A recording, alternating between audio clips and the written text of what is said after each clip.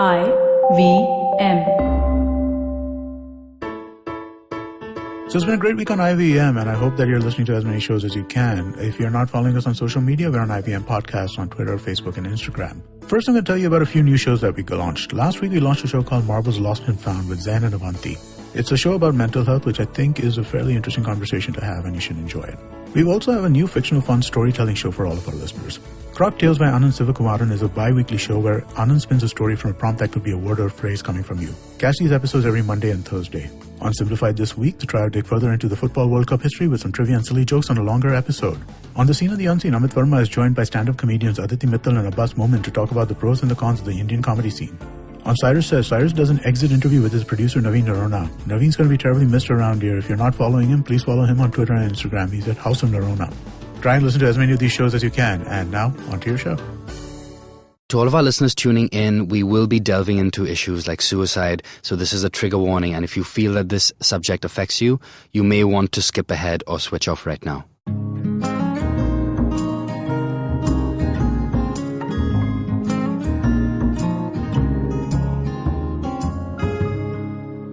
Hi Zain. Hey. So we were talking about how mental health is portrayed in some pop culture, right? We talked about Dear Zindagi a little bit. Yeah. This new awful sounding film called Mental Hai Kya. Yeah. And then you mentioned Fight Club and a bunch of other stuff. Yes, exactly. Yeah, there's some that have gotten it right, and there are probably some that just did not get it right at all. And that's what we're going to be talking about today, just how mental health and mental illness has been depicted in pop culture over the last few decades that we've had film and TV and books and that sort of thing. And yes, everyone, welcome to the show. We are Marbles Lost and Found. I am Zain. I'm Avanti. And we're going to be talking about how mental health is depicted in pop culture today. And we have two guests with us today, both of whom happen to be part of the Marbles Lost and Found team, Nisha and Ujaala. Hi. Hi. Hi. Oh, that was amazing. And we're just going to basically just have a chat and, discuss certain films that may have portrayed things a certain way, that may have been accurate or books, for instance, and some that just kind of mislead audiences and maybe just, I think, more than anything, just enhance the stigma in some way. So, yes, welcome to the show. So, nice to have you both here with us. Let's actually just kick things off. I'll probably ask you, Nisha, because we've talked about this a little bit. Was there any sort of like film or book that resonated with you that kind of, and for these reasons, just kind of got mental health right in some way in your opinion? Okay, so I don't know about getting mental health right, but things that have resonated with me, and there are so many, but I'll start with the first book I read that made me feel like, oh, okay, so this kind, like other people, I didn't feel so alone. And that was Persepolis. So it's not a book about mental health or mental health issues. It's about one young Iranian girl and her journey from Iran to Austria, I think, during the Islamic Revolution, and all the stuff that she went through at the time. It culminates in her going through a bout, I don't know if bout is the right phrase here, but like getting depression and moving past it and all the things that lead up to it. But the way they portrayed her depression there was really accurate, it felt. Okay. Things we've talked about in terms of not being able to get out of bed, having no motivation, not taking care of yourself physically. Right. It was a very accurate depiction there, and that really stuck with me. Nice. In more recent times, Lady Dynamite is a show that was absolutely, it killed it. Like, it was beautifully done in the way it did its portrayal of, I think, anxiety and bipolar. Okay, I haven't What I seen thought it. was really cool is that they did this sort of edit style whenever she's having an episode where the editing gets more frantic. The visual style changes to be a lot more like flowy and sort of like it's just disconcerting to watch, and that kind of emulates having a panic attack or having something of that sort. It really makes the viewer uncomfortable. Right. And when you're watching it, it's never explicitly said that the main character is having an attack or an episode, but you just know because of how they've done it, and it was quite standout. So those are two things that stuck out for me. And you empathize with that situation, like you feel uncomfortable. You do. You feel, if you're someone who's been through it, you empathize with it and you're like, oh man, I feel so uncomfortable right now for her.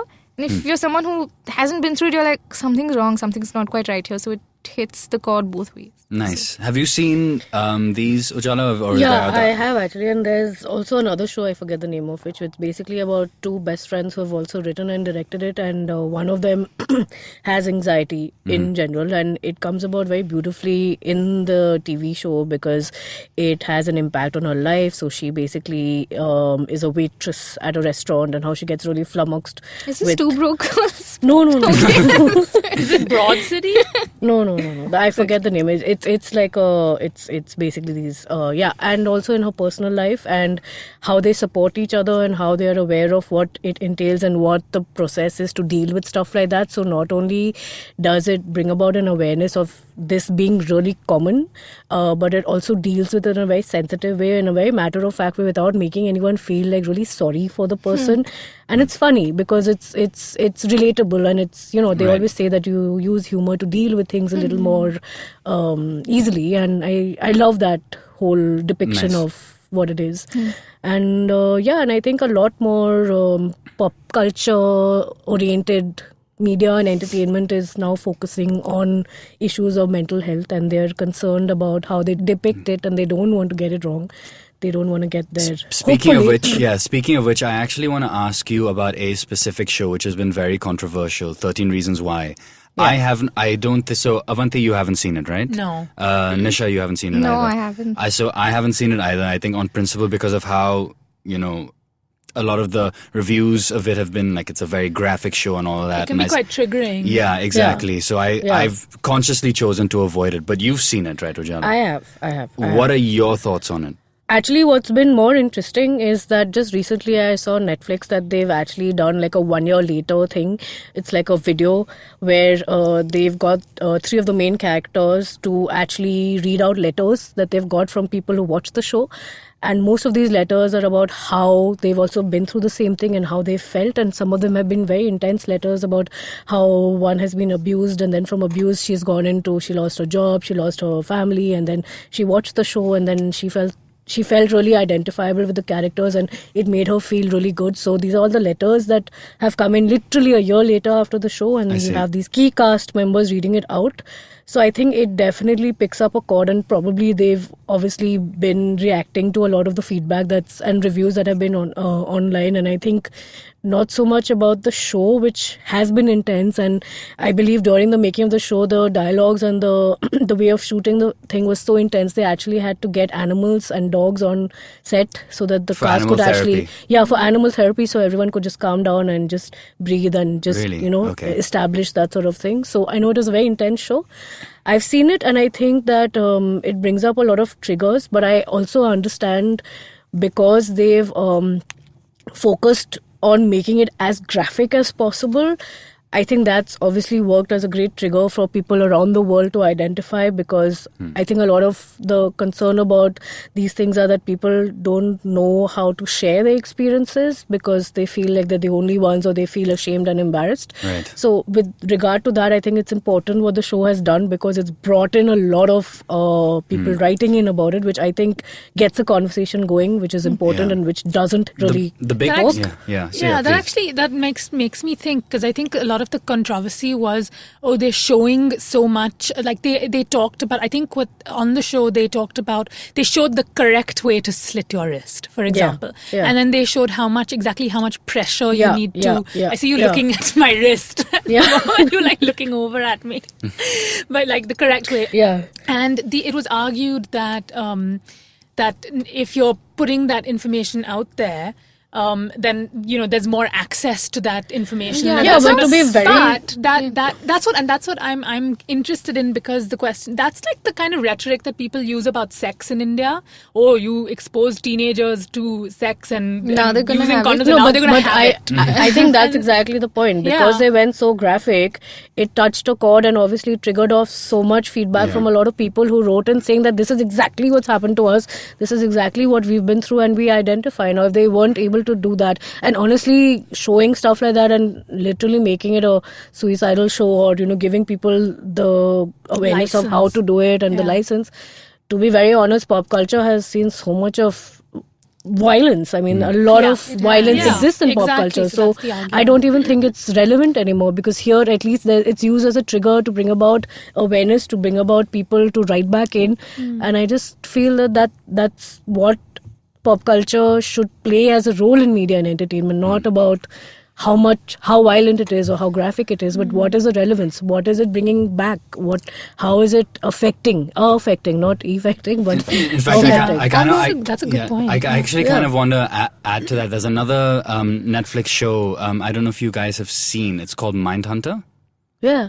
Yeah, so so you haven't seen it? No, it's okay. So I've heard a lot about it. yeah, so it's a fascinating show. Just to give the listeners and you guys context, it's based in the 70s in America. It's just the genesis of profiling in the FBI, where before the idea was serial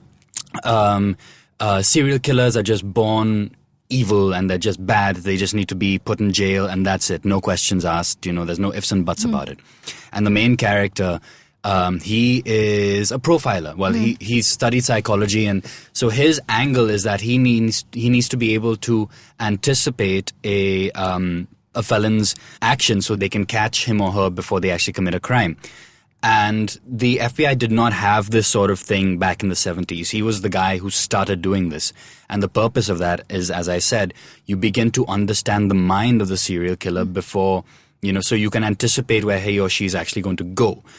And what I like about this show, the thing that actually really resonated with me about this show is that I developed a sense of Stockholm syndrome. Like, I actually started... You liked that?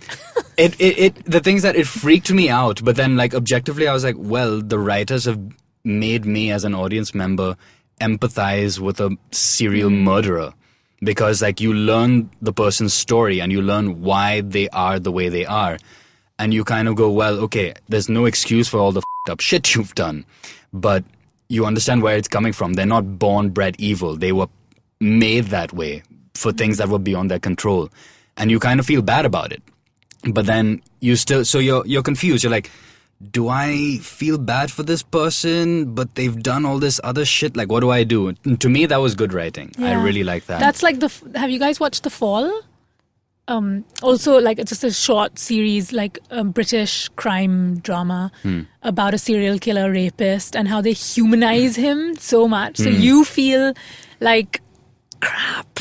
Like, I kind of like this rapist killer. Oh my God. That's But that brings me back to a question I was going to ask you about 13 Reasons Why. Like, we have to be careful and discerning when we're viewing stuff like this. Yeah. And also viewing, like, the same thing goes for when we're making stuff like this. So, for example, if 13 Reasons Why tells you the correct way to slit your wrist, but it's giving you a larger...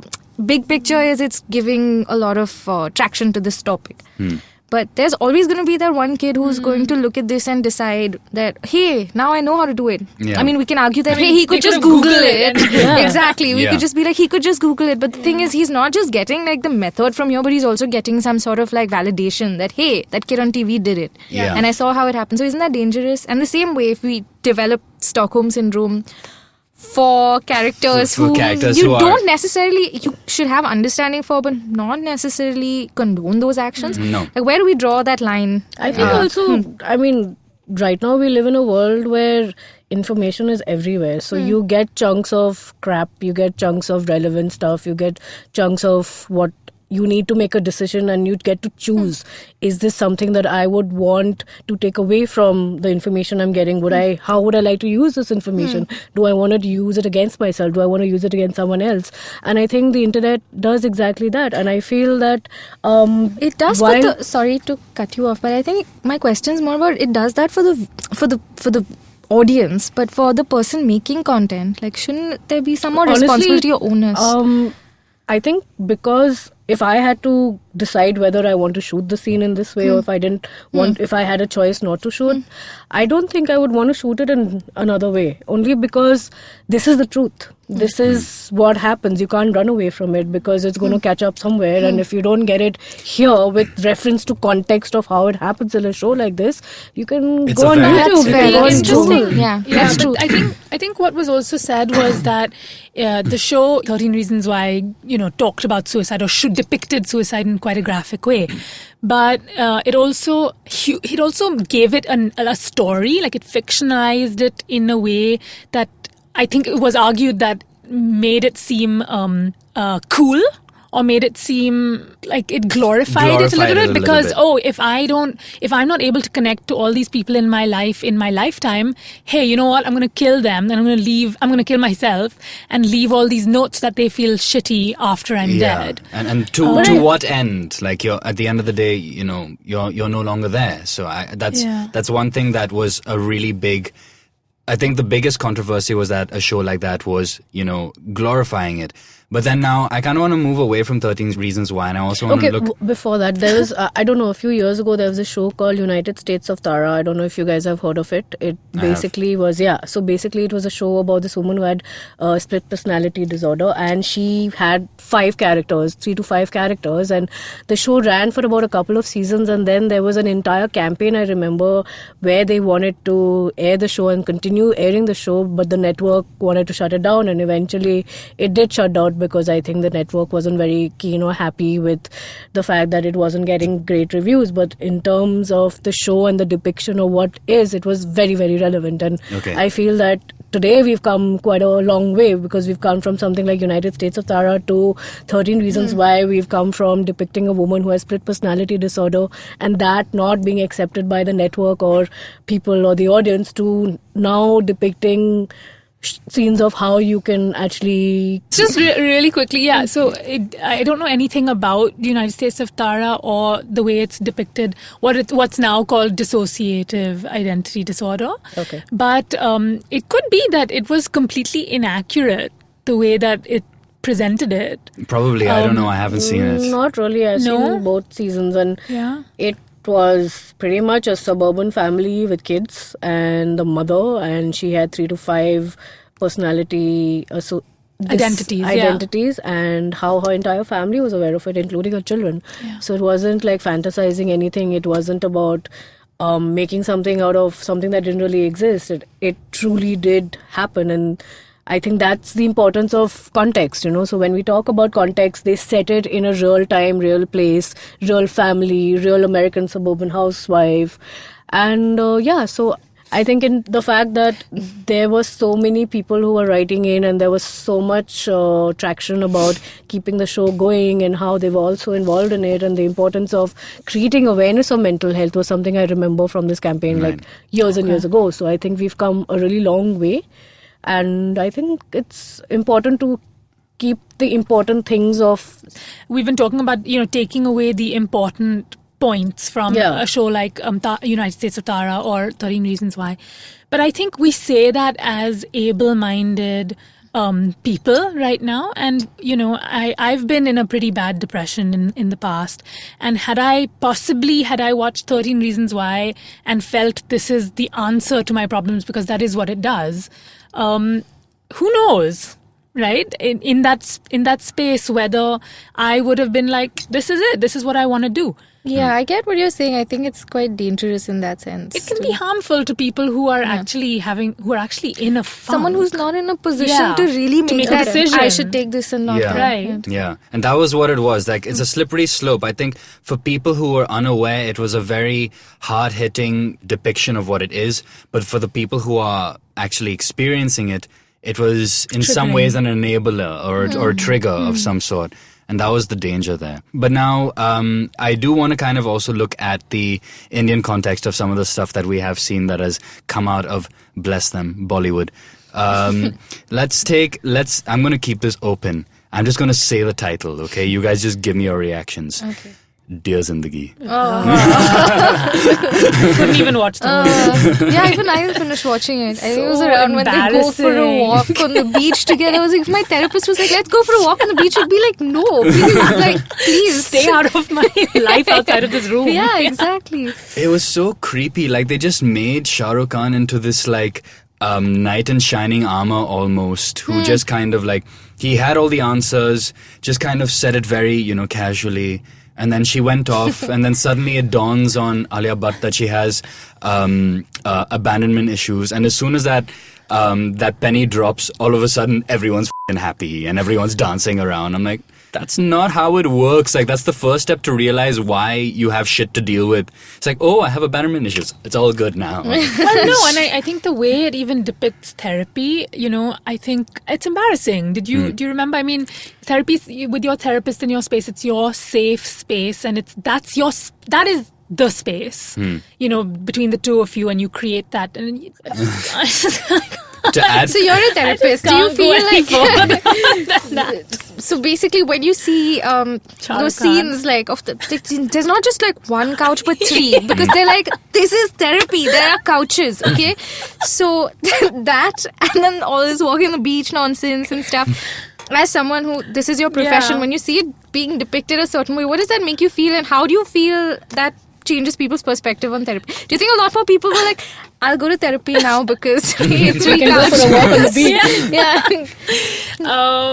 Actually, I thought that the funny thing was, and here's the thing. I mean, I feel like a lot of us in the profession and who are quite sensitized to going to therapy and dealing with mental health issues actually found it completely ridiculous, right? The film, we couldn't get through it. Yeah. But a lot of people who haven't, came up to me and were like, you know what? Actually, I like that it brought up just the fact that therapy is available in the Indian context. And I was like, you know what? That's so true. Yeah. It normalized it in a way. Yeah, I guess that's true. I guess Maybe in a lot- some ways, yeah. Okay, if you give it credit for just doing that, maybe the simple fact that our society just doesn't know much about it at all, maybe this is like a step, in some way, yes, like as you said, to just bring the conversation forward, bring forward the fact that therapy is available. But then that leads me to the next question. What the hell is mental hair care?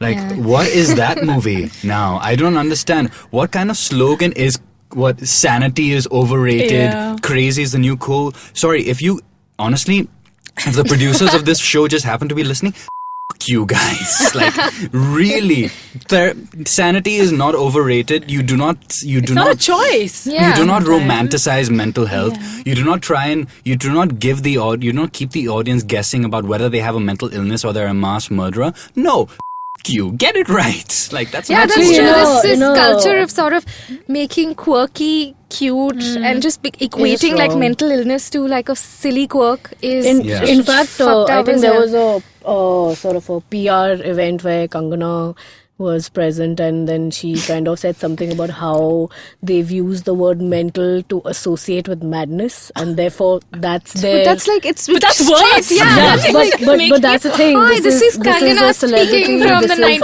1950s. But it just shows how unaware people are, and unfortunately even celebrities are a part of this entire thing, and that's just wrong because but unfortunately in India Bollywood and cricket sell, so if these are the places where you have such associations to mental health, and it's just So FO. the movie hasn't released yet. Should we like do a quick round of what we think the plot is? It's, I think it's about a dog that goes missing. Is it? Wait, what? Yeah. Actually? Okay, fine. Yeah. I think on that interesting note, I think we've actually run out of time, unfortunately. So, but I think we've got a little bit of like an idea of what some shows that may have hit the mark in some ways, some films that did, or some films that did not. I think there is still plenty to talk about. Yeah. We might probably bring this up again in another episode. But thank you guys for joining us today. Thank you. This has been another episode of Marbles Lost and Found. Thank you guys for listening. If you have any questions or you want to write in about your own stories, please do write to us at write2marbles@gmail.com. That's W... Yeah, no, you're on. WRITETOMERBLES at gmail.com. Yes, write2marbles@gmail.com. We're all showing thumbs ups to the mics right now. Yes. Bye.